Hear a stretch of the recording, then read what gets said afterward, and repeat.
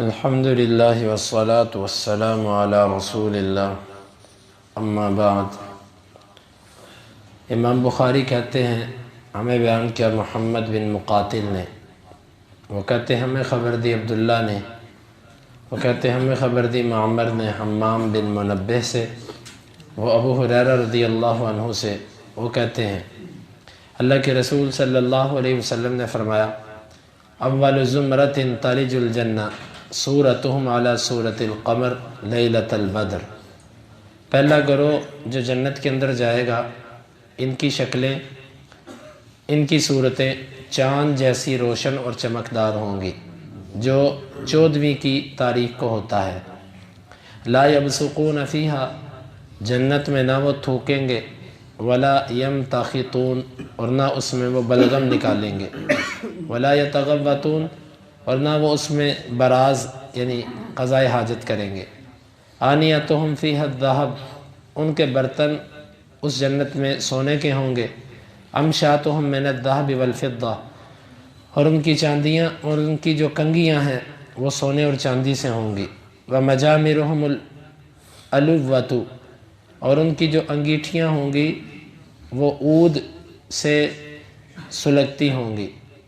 ورشحہم المسک، اور ان کا پسینہ کستوری ہوگا۔ وَلِكُلِّ وَاحِدٍ مِّنْهُمْ زَوْجَتَانِ، ان میں سے ہر جنتی کے لیے 2 بیویاں ہوں گی۔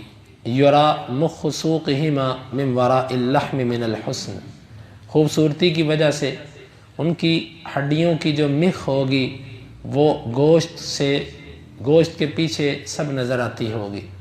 لا اختلاف بینہم، ان میں کوئی اختلاف نہیں ہوگا۔ ولا تباغض، نہ کسی قسم کا بغض۔ قلوبہم قلب واحد، ان کے دل ایک ہی دل ہوں گے۔ یسبحون اللہ بکرۃ وعشیہ، وہ اللہ تعالیٰ کی تسبیح صبح اور شام کریں گے۔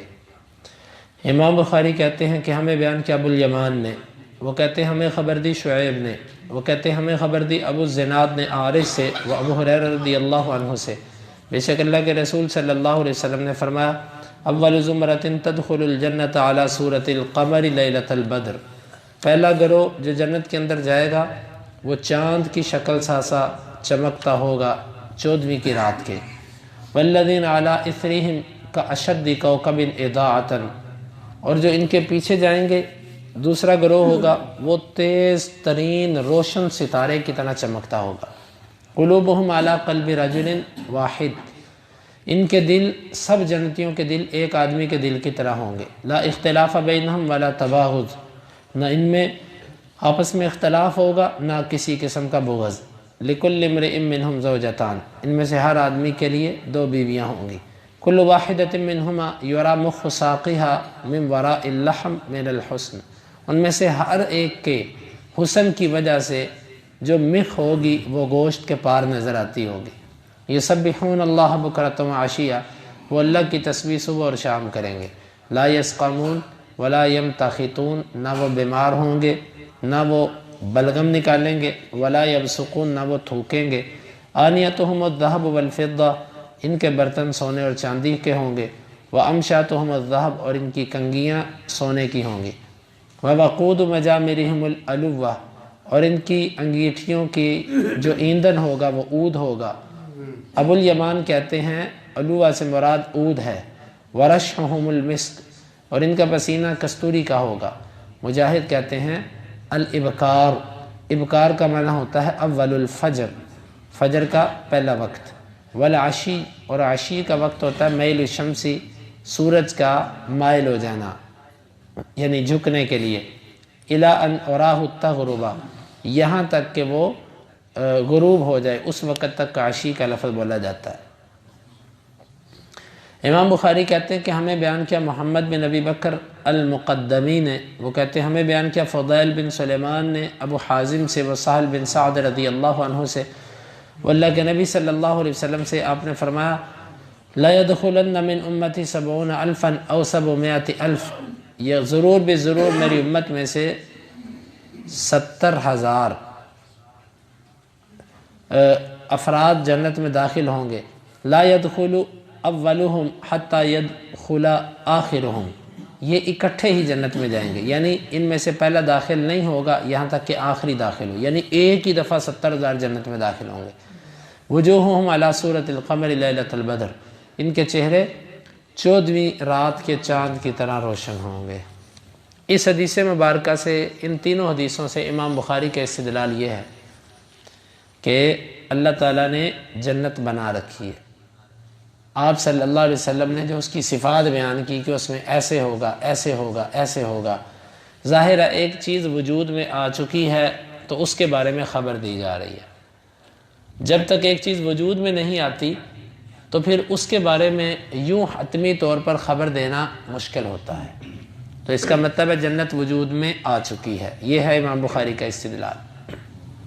باقی حدیث کی تھوڑی سی وضاحت وہ یہی ہے کہ جنت کے اندر جو پہلا فریق جائے گا ان کے چہرے اس طرح روشن ہوں گے جیسے 14ویں رات کا چاند ہوتا ہے، ایسے روشن صاف اور چمکدار چہرے ہوں گے۔ اللہم اجعلنا منہم۔ اور جنت کے اندر جب یہ جائیں گے اس میں نہ تھوک، نہ اس کے اندر بلغم، نہ اس کے اندر قضائے حاجت۔ اس کی وجہ یہ ہے کہ جنت کے کھانے اتنے لطیف ہوں گے، اتنے لطیف ہوں گے کہ اس کا فضلہ بنے گا ہی نہیں۔ جس طرح بندہ کوئی ایسی چیز کھاتا ہے جو انتہائی قلیل مقدار میں ہوتی ہے اور لطیف ہوتی ہے، اس کا فضلہ نہیں بنتا، تو جنت کے جو کھانے ہیں انتہائی لطیف ہوں گے۔ دنیا کے جو کھانے ہیں نا یہ کثیف ہیں، بھاری ہیں، انسان ان کو کھاتا ہے جس کی وجہ سے اس کو کچھ حصہ بدن کی غذا بنتا ہے اور باقی سب فضلے کی صورت میں نکل جاتا ہے۔ بدن کو اس پورے کھانے میں سے جو چیز مطلوب ہوتی ہے وہ تھوڑی سی ہوتی ہے، وہ لے لیتا ہے، وہ فضلہ نہیں بنتا، فضلہ باقی جو رف ہوتا ہے وہ بنتا ہے۔ لیکن جنت کے اندر جتنی غذا ہوگی وہ سب کی سب بدن کا حصہ بنا کرے گی، بدن کے لیے۔ اور پھر بدن کے لیے ہونے کا مطلب یہ نہیں کہ بدن پھولتا جائے گا، پھولے گا نہیں، بدن اسی طرح رہے گا۔ جس طرح حدیث کے اندر آتا ہے ایک بندے کو جنت کے اندر 100 مردوں جتنی طاقت دی جائے گی، فی الاکل والشرب والجماع، کھانے پینے اور حقوق زوجیت میں 100 بندوں جتنی طاقت ایک جنتی کو دی جائے گی۔ تو جو کھانے ہوں گے یہ بھی بھوک کی وجہ سے نہیں ہوں گے، یہ صرف اور صرف تلذذ کے لیے ہوں گے، مزے لینے کے لیے ہوں گے۔ تو اس کے کھانوں میں کسی بھی طرح نہ تھوک نہ بلغم یہ چیزیں نہیں بنیں گی اس خوراک سے۔ آنیتہم فیہا الذہب، ان کے برتن اس میں سونے کے ہوں گے، اور اگلی روایت کے اندر آتا ہے سونے اور چاندی کے۔ اب اس کی کیفیت تو اللہ ہی جانتا ہے، لیکن یہ بتایا گیا کہ اس کے برتن سونے چاندی کے ہوں گے۔ امشاتہم من الذہب والفضہ، اور ان کی جو کنگھیاں ہوں گی وہ بھی سونے چاندی کی، کیونکہ جو چہرے ہوں گے نا ان کے اوپر تو داڑھی نہیں ہوگی، جردن مردن، بدن پر بال نہیں ہوں گے، آ جا کے سر کے بال یہ زینت کی علامت ہوتی ہے۔ تو یہ اللہ تعالیٰ نے یہ جو بالوں کی کنگھی ہوگی، دنیا کے اندر تو بال میلے ہوتے ہیں، ان پر غبار پڑتی ہے تو وہ کنگھی کی جاتی ہے کہ صاف ہو جائے۔ جنت کے اندر یہ چیز نہیں ہے، جنت کے اندر محض حسن کی زیادتی کے لیے وہ یہ کام کریں گے۔ جس طرح بندہ ناز و نخرے کے لیے بار بار اپنے بال بناتا ہے یا اس طرح کرتا ہے، تو جنت کے اندر یہ کیفیت ہوگی، ضرورت نہیں، جس طرح کھانے کی ضرورت نہیں لیکن لذت کے لیے کرے گا، اسی طرح جو کنگھیاں ہوں گی وہ سونے اور چاندی کی ہوں گی اور وہ ان سے اپنے بالوں کو ٹھیک کرے گا، باقی بدن پر کہیں بال نہیں ہوں گے۔ مجامرہم العلوہ یا علوہ، ان کی جو انگیٹھیاں ہوں گی وہ عود سلگتی ہوں گی۔ یہاں پر اہل علم نے بحث کیا کہ جنت کے اندر تو آگ نہیں ہوگی، تو یہ انگیٹھیوں کی آگ کہاں سے آئے گی؟ تو یہ بات حقیقت ہے، جنت کے اندر آگ نہیں ہے، جو بھی وہاں پر ایسی چیز ہوگی وہ اللہ کے کلمہ کن سے ہوگی۔ بس جو اللہ تعالیٰ آگ کے ساتھ آگ کو جلانے کے قابل کس نے بنایا؟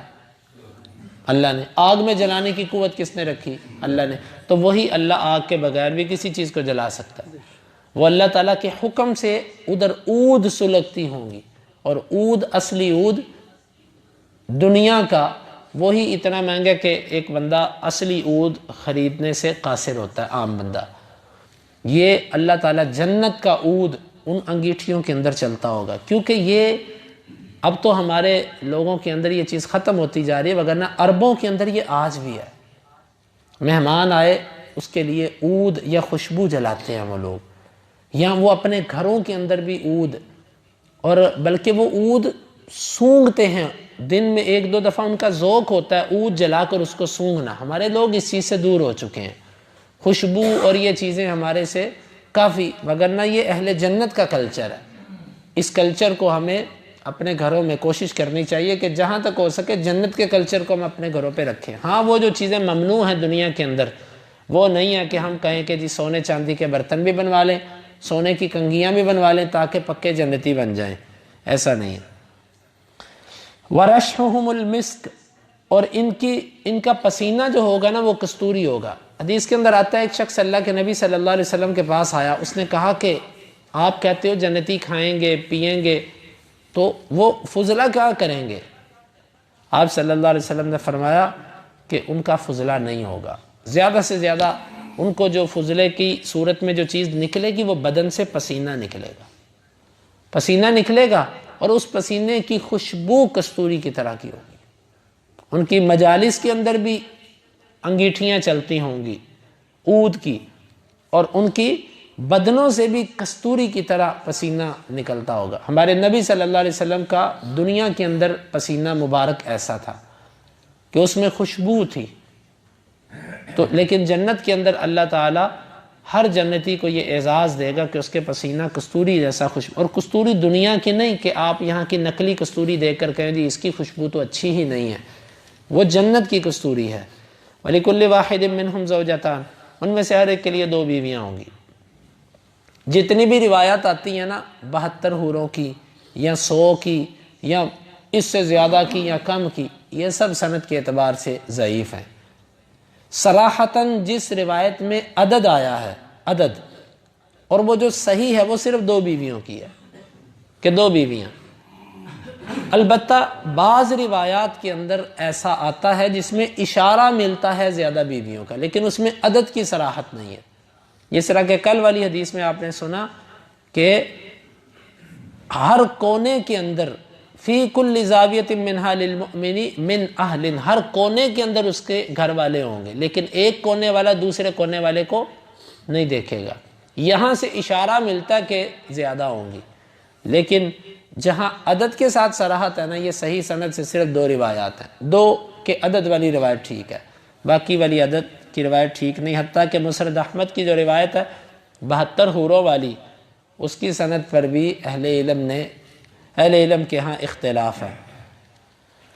اور وہ 2 عورتیں ہوں گی، ان کی کیفیت یہ ہوگی ان کے بدن اتنے صاف شفاف ہوں گے، اتنے صاف شفاف ہوں گے کہ گوشت کے پار ہڈی کا نظر آنا تو کوئی بڑی بات نہیں ہوگی، ہڈی کے اندر کی جو مخ ہے وہ بھی نظر آتی ہوگی۔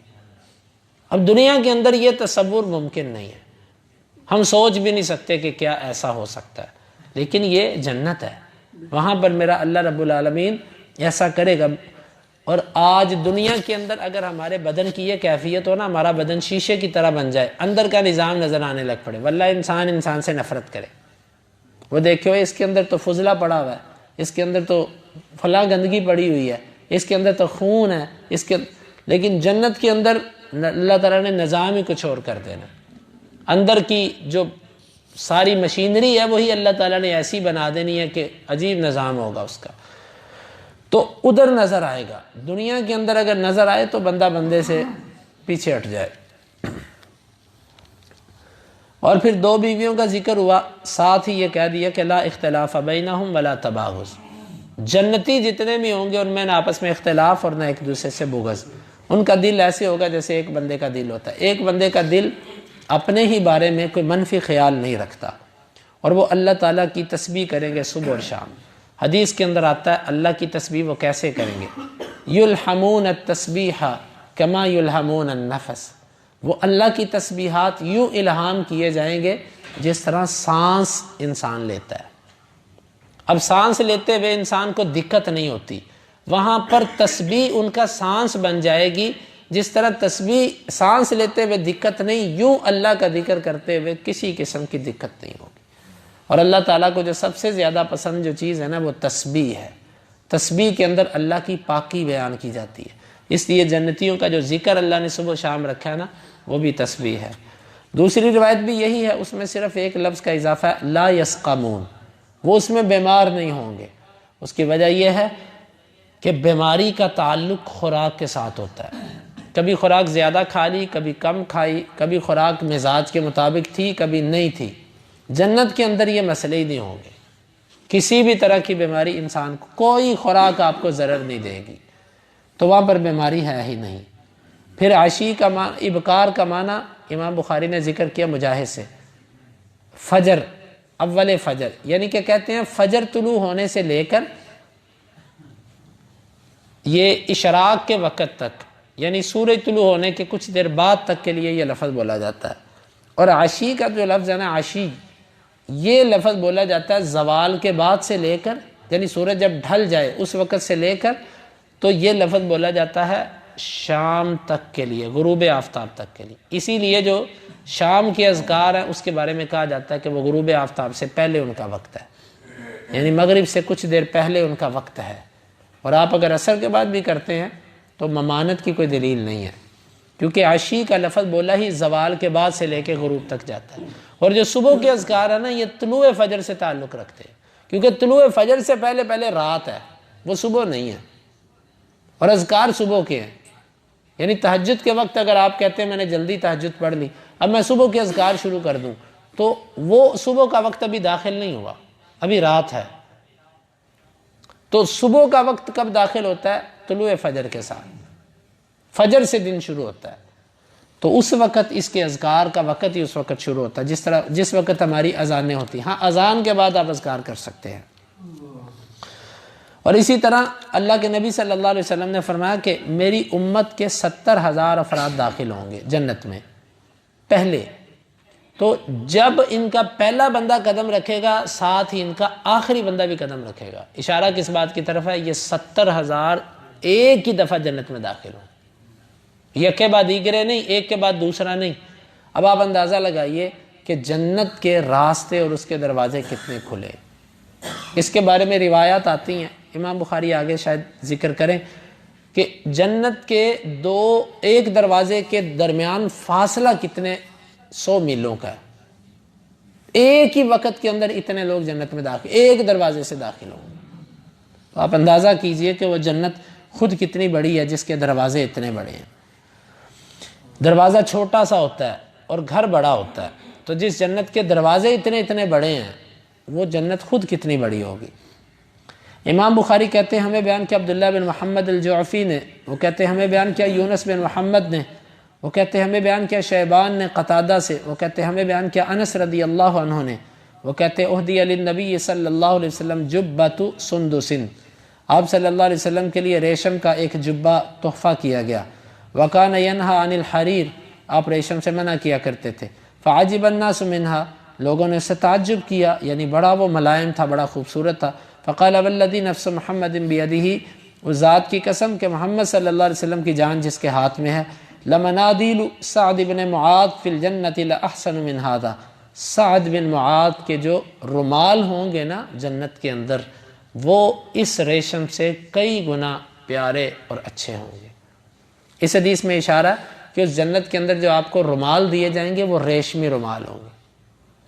اسے دنیا کی ریشم مت سمجھے، دنیا کی ریشم تو بعض لوگ پسند ہی نہیں کرتے، عجیب سی ہوتی ہے۔ دنیا کی ریشم نہیں، جنت کی ریشم کے رومال ہوں گے، کیونکہ دوسرا رومال جو ہوتا ہے نا کاٹن کا یا کوئی، وہ بعض دفعہ انسانی ناک صاف کرتے ہوئے اس کو تھوڑا تھوڑا چھیلتا ہے، بدن کو چبھتا ہے تھوڑا تھوڑا، لیکن جو ریشم ہوتی ہے نا یہ نرم ہوتی ہے۔ اور پھر جنت کی ریشم، اس کے رومال آپ کو دیے جائیں گے استعمال کرنے کے لیے، یہ بھی ایک ناز اور نخرے کے لیے ہوگا، کیونکہ نہ وہاں پر ناک سے کچھ نکلے گا، نہ وہاں پر تھوک ہوگی، نہ وہاں پر بلغم ہوگا، تو پھر رومال کس لیے ہوں گے؟ رومال محض زینت کے لیے، حسن اور خوبصورتی کے اضافے کے لیے، یہ سب چیزیں ہوں گی۔ امام بخاری کہتے ہیں ہمیں بیان کیا مسدد نے، وہ کہتے ہیں ہمیں بیان کیا یحییٰ بن سعید نے، وہ سفیان سے، وہ کہتے ہیں مجھے بیان کیا ابو اسحاق نے، وہ کہتے ہیں میں نے براء بن عازب رضی اللہ عنہما کو سنا، وہ کہتے ہیں کہ اُتِیَ رسول اللہ صلی اللہ علیہ وسلم بثوب من حریر، آپ کے پاس ریشم سے کپڑا لایا گیا، فجعلوا یعجبون من حسنہ ولینہ، صحابہ کرام اس کی خوبصورتی اور اس کی ملائمیت سے تعجب کرنے لگے۔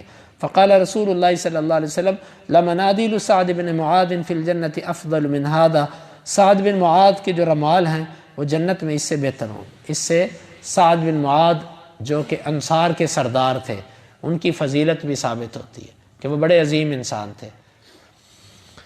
امام بخاری کہتے ہیں کہ ہمیں بیان کیا علی بن عبداللہ نے، وہ کہتے ہیں ہمیں بیان کیا سفیان نے ابو حازم سے، وہ سہل بن سعد الساعدی سے، وہ کہتے ہیں کہ اللہ کے رسول صلی اللہ علیہ وسلم نے فرمایا موضع صوت فی الجنت خیر من الدنیا وما فیہا، جنت کی ایک کوڑے کے برابر، چھانٹے کے برابر ایک جگہ جو ہے نا دنیا کے اندر جو کچھ ہے اس سے بہتر ہے۔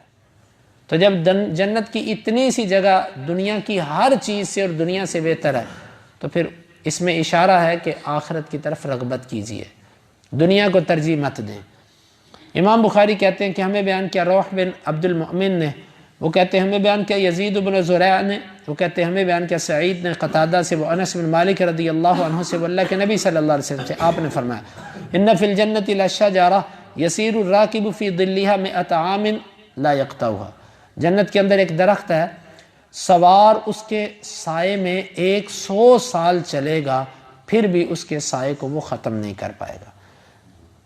امام بخاری کہتے ہیں ہمیں بیان کیا محمد بن سنان نے، وہ کہتے ہیں ہمیں بیان کیا فلیح بن سلیمان نے، وہ کہتے ہیں ہمیں بیان کیا ہلال نے، ہلال بن علی نے، وہ عبد الرحمن بن ابی عمرہ سے، وہ ابو ہریرہ رضی اللہ عنہ سے، وہ اللہ کے نبی صلی اللہ علیہ وسلم سے آپ نے فرمایا ان فی الجنت لشجرۃ یسیر الراکب فی ظلها 100 سنہ، جنت کے اندر ایک درخت ہے چلنے والا اس کے سائے میں 100 سال چلے گا۔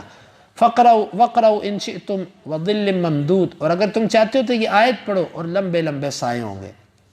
وَلَقَابُ قَوْسِ أَحَدِكُمْ فِي الْجَنَّةِ خَيْرٌ مِّمَّا طَلَعَتْ عَلَيْهِ الشَّمْسُ أَوْ تَغْرُبُ، البتہ تم میں سے کسی ایک کی کمان کی جو رسی ہوتی ہے نا یہ دنیا وما فیہا، یا جس کے اوپر سورج طلوع ہوتا ہے اور ڈوبتا ہے اس سے بہتر ہے۔ اس ساری حدیثوں کے اندر اللہ کے نبی صلی اللہ علیہ وسلم نے فرمایا جنت کے ایک درخت، کہتے ہیں اس درخت کا نام شجرۃ الخلد ہے، اس کا سایہ جو ہوگا کھوڑا جنت کا، سفر جنت کا، 100 سال بھی جنتی کرے گا جس میں نہ تھکاوٹ نہ سستی۔ دنیا میں تھوڑا سا تیز چلا پھر بندہ ڈھیلا ہو جاتا ہے، تھک گیا، جنت میں تو تھکاوٹ نام کی چیز ہی کوئی نہیں، نہ تھکاوٹ نہ اکتاہٹ، 100 سال بھی چلے گا سایہ ختم نہیں ہوگا۔ یہاں پر ایک سوال پیدا ہوتا ہے جنت کے اندر تو سورج ہی نہیں ہوگا تو سایہ کہاں سے آ گیا؟ کیونکہ جہاں سورج ہوتا ہے وہاں سایہ ہوتا ہے، تو سورج تو لپیٹ کے جہنم میں پھینک دیا جائے گا، تو سایہ کہاں سے آیا؟ تو سایہ جو ہوگا یہ اللہ تعالیٰ کے نور، یعنی کہ درخت کے نیچے آپ چل رہے ہیں اس چیز کو سایہ کہا جا رہا ہے۔ درخت کے نیچے چلنے کو اللہ کے، جس طرح چاند کا بھی ایک سایہ ہوتا ہے نا، چاند کی روشنی ہوتی ہے، 14ویں کی جو روشنی ہوتی ہے آپ کو پتا اس کا سایہ بھی ہوتا ہے، تو یوں اللہ تعالیٰ کا نور ہوگا جنت میں، جنت کی جو روشنی ہوگی وہ اللہ کے نور سے ہوگی، تو اس کے یہ مراد ہے کہ سائے، باقی اس کی حقیقی کیفیت تو اللہ تعالیٰ ہی جانتا ہے۔ ابھی دنیا میں بہرحال اس کی کیفیت کو بتایا نہیں جا سکتا کہ وہ کس طرح کا سایہ ہوگا۔ امام بخاری کہتے ہیں ہمیں بیان کیا ابراہیم ابن المنذر نے، وہ کہتے ہیں ہمیں بیان کیا محمد بن فلاح نے، وہ کہتے ہیں ہمیں بیان کیا ہمارے والد نے ہلال سے، وہ عبد الرحمن بن ابی عمرہ سے، وہ ابو ہریرہ سے رضی اللہ عنہ، وہ اللہ کے نبی صلی اللہ علیہ وسلم سے، اول زمرۃ تدخل الجنۃ علی صورۃ القمر لیلۃ البدر، سب سے پہلا گروہ جو جنت میں داخل ہوگا وہ 14ویں کے رات کے چاند کی طرح خوبصورت ہوگا۔ والذین علی آثارہم کاحسن کوکب دری فی السماء اضاءۃ، اور وہ لوگ جو ان کے بعد داخل ہوں گے یہ حسن میں اس تیز ترین ستارے سے بھی حسین ہوں گے جو چمک کے اعتبار سے سب سے تیز ہوتا ہے۔ قلوبہم علی قلب رجل واحد، ان کے دل ایک آدمی کے دل کی طرح ہوں گے۔ لا تباغض بینہم ولا تحاسد، نہ ان میں آپس میں بغض اور نہ حسد۔ لکل امرئ زوجتان من الحور العین، موٹی موٹی سیاہ اور سفید آنکھوں والی عورتوں میں سے ہر ایک کے لیے 2 عورتیں ہوں گی۔ یرام خصوقہن من وراء العظم واللحم، ان کی جو ہڈیوں کی جو مخ ہے یہ ان کے گوشت کے پار نظر آتی ہوگی۔ امام بخاری کہتے ہیں ہمیں بیان کیا حجاج بن منہال نے، وہ کہتے ہیں ہمیں بیان کیا شعبہ نے، کہتے ہیں ہمیں بیان کیا عدی بن ثابت نے، وہ کہتے ہیں مجھے خبر دی، میں نے سنا برا رضی اللہ عنہ کو، وہ اللہ کے نبی صلی اللہ علیہ وسلم سے آپ نے فرمایا لما مات ابراہیم، جب ابراہیم فوت ہوئے، قال ان له مرضعا فی الجنہ، جنت میں اس کو ایک عورت دودھ پلا رہی ہے، ظاہر ہے جنت بن چکی ہے تو ایسا ہے نا، اگر بنی نہ ہوتی تو یہ خبر دینا ہی ممکن نہیں ہے۔ تو یہ امام بخاری کی اس حدیث سے مراد ہے۔ اور اس سے آپ کا بیٹا ابراہیم، چونکہ وہ مدت رضاعت کے درمیان فوت ہوا تھا، ایک قول ہے 16 ماہ کا، ایک قول ہے 18 ماہ کا تھا، تو مدت رضاعت ہے 2 سال، تو اس کو ایک جنت کے اندر دودھ پلانے والی ہے جو اس کو دودھ پلا رہی ہے۔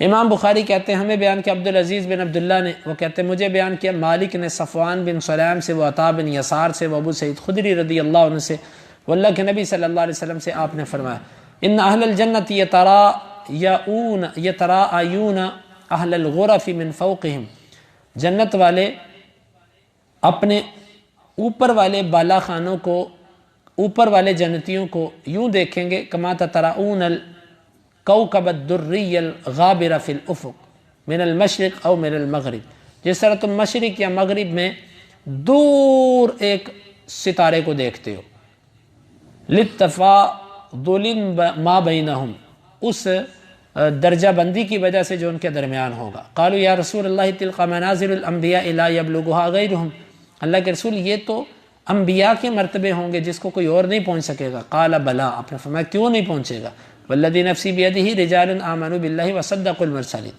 یہ وہ مرد ہوں گے جو اللہ پر ایمان لائے اور رسولوں کی تصدیق کی۔ یعنی کہ اس حدیث میں یہ بیان کیا جا رہا ہے کہ ایک جنتی کا بعض دفعہ دوسرے جنتی سے درجہ اتنا بلند ہوگا جس طرح تم دنیا میں کھڑے ہو کے دور افق یعنی مشرق یا مغرب کے پاس تم کوئی ستارہ دیکھتے ہو، اتنی دور ہوگا تم سے اوپر والا جنتی، یوں ایک دوسرے کو وہ دیکھیں گے جنت کے اندر۔ تو اس سے جنت کی وسعت اور درجات کی بلندی، اس چیز کی طرف اشارہ ملتا ہے۔ اور صحابہ نے کہا اللہ کے رسول یہ درجہ تو انبیاء کا ہوگا، فرمایا کیوں نہیں، جو اللہ پر ایمان لائے اور رسولوں کی تصدیق کی ان کو یہ درجہ مل سکتا ہے، لیکن ہر ایک کو نہیں، یعنی جس نے کمال درجے کا ایمان رکھا اور کمال درجے کی تصدیق کی، اس میں پھر خلل نہیں آنے دیا، ان کے لیے یہ درجہ ہوگا۔ اللہ تعالی ہمیں ان میں سے کرتے۔ باب صفت ابواب الجنہ، یہ باب جنت کے دروازوں کے صفات کے بارے میں۔ امام بخاری کہتے ہیں ہمیں بیان کیا سعید بن ابی مریم نے، وہ کہتے ہیں ہمیں بیان کیا محمد بن مطرف نے، وہ کہتے ہیں مجھے بیان کیا ابو حاسم نے سہل بن سعد رضی اللہ عنہ سے، وہ اللہ کے نبی صلی اللہ علیہ وسلم سے، آپ نے فرمایا فی الجنت ثمانیۃ ابواب، جنت کے اندر 8 دروازے ہیں، فیہا باب یسمى الریان، اس میں ایک دروازہ ہے جس کا نام ریان ہے، لا يدخلہ الا الصائمون، اس میں صرف روزے دار ہی داخل ہوں گے۔ وقال النبی صلی اللہ علیہ وسلم، اور آپ نے فرمایا من انفق زوجین دعی من باب الجنہ، جس نے اللہ کے راستے میں جوڑا خرچ کیا اس کو جنت کے دروازے سے بلایا جائے گا۔ فیہ عبادۃ عن النبی، اس میں عبادہ اللہ کے نبی صلی اللہ علیہ وسلم سے بیان کرتے ہیں۔ یہ جنت کا باب پورا ہوا جنت کی صفات کے بارے میں۔ آخری حدیث میں یہ بیان ہوا کہ جنت کے 8 دروازے ہوں گے، 8، جہنم کے 7 ہیں اور جنت کے 8 دروازے، اور ایک دروازے کی وسعت کتنی ہے جو سینکڑوں میلوں کے اندر ہے، بعض روایات کے اندر بہت بڑی اس کی مسافت بیان ہوئی ہے، لیکن ان کی سند میں کچھ کلام بھی ہے، سالوں کی مسافت، بعض روایات میں 40 سال آیا ہے مسافت ہوگی 2 چوگاٹھوں کے درمیان، لیکن جو زیادہ روایت ہے اس سے یہی معلوم ہوتا ہے کہ آپ نے مکہ سے بصرہ یا اس طرح کے ایک ماہ کی مسافت کے جو شہر تھے ان کا ذکر کر کے کہا، ممکن ہے آپ نے کثرت کی طرف اشارہ کیا ہو، اور حقیقت میں جنت کے دروازے اس سے بھی بڑے ہوں، یہ اللہ تعالیٰ ہی جانتا ہے۔ اور جنت کے اندر ایک دروازہ ہوگا جس کا نام ریان ہے، روزے دار اس سے داخل ہوں گے۔ یہ جو دروازہ ہے، روزے تو ساری رکھتے ہیں، تو اس سے خاص وہ بندہ مراد ہے کہ جو نفلی روزوں کا بھی اہتمام کرتا ہے، سوموار، جمعرات، ایام بیز، اور اسی طرح جو آپ نفلی روزے رکھتے تھے، ان روزوں کا جو اہتمام کرتا ہے وہ مراد ہے۔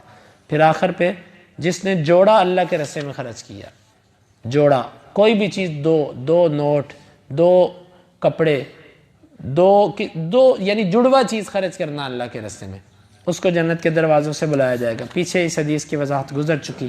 اللہ رب العالمین سے دعا ہے اللہ تعالی ہمیں اس جنت کا اہل بنا دے۔ اور اللہ تعالیٰ بغیر حساب و کتاب کے ہمیں اس جنت میں داخل فرمائے۔ اللہم انفعنا بما علمتنا وعلمنا ما ينفعنا وزدنا علما وآخر دعوانا ان الحمد للہ رب العالمین۔